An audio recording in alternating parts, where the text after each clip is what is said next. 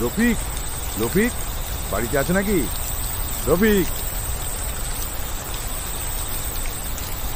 কি হয়েছে এই বর্ষার রাতে আমার বাড়িতে হঠাৎ? আরে তোমার জন্য আমরা সবাই অপেক্ষা করছি নদীর তীরে। আজ তোমার জন্মদিন না, তাড়াতাড়ি এসো আমার সাথে, এসো। আরে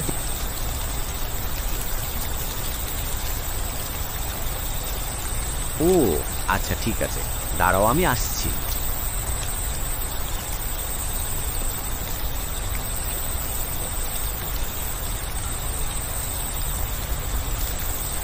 চলো তাহলে আজকে বৃষ্টিতে একটু ভিজি।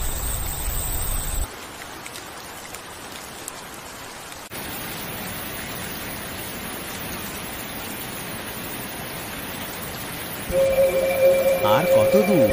তুমি যে বললে ওরা আমার জন্য অপেক্ষা করছে। এই তো প্রায় চলে এসেছি, তাড়াতাড়ি চলো। ওরা মনে হয় তোমার জন্য দাঁড়িয়ে আছে।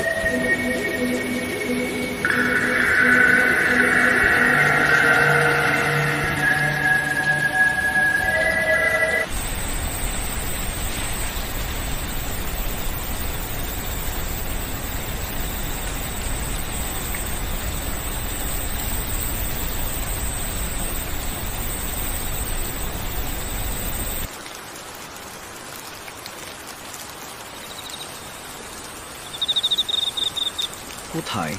কাউকে তো দেখতে পাচ্ছি না। কোথায় নিয়ে এলে আমায়? বন্ধু, বিশ্বাস করো, ওরা আমাকে এইখানে আসতে বলেছিল, কিন্তু ওরা কই এখন? এখন তাহলে কি করব? সারা রাত এভাবে বৃষ্টিতে ভিজবো?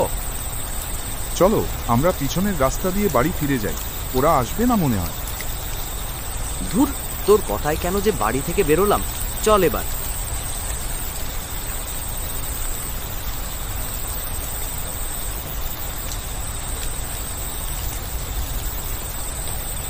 আরে করিম তো বলেছিল আজকে সে বাড়িতে থাকিবে না, তাহলে ও কে আমার পিছনে?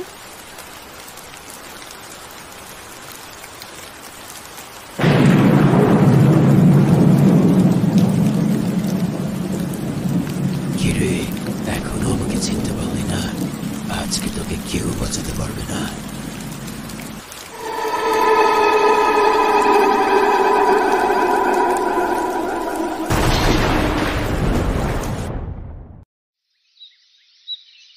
রফিক, এই রফিক এবার ওঠ। রফিক, রফিক ওঠে পড়। রফিক এবার ওঠ। রফিক, রফিক ওঠে।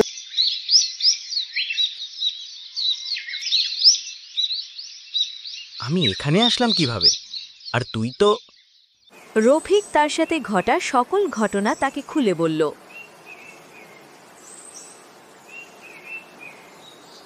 আজ সকালে আমি আপনাকে নদীর ধারে পড়ে থাকতে দেখতে পাই, পরে আপনাকে বাড়িতে পাঠাই এবং বুঝতে পারি আপনি কাল যার সাথে ছিলেন সে কোনো মানুষ না, সে একটি আত্মা।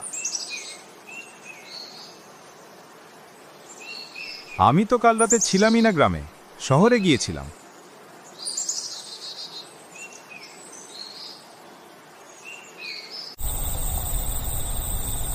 এরপর একদিন রাতে রফিক বাড়ি ফেরার পথে হঠাৎ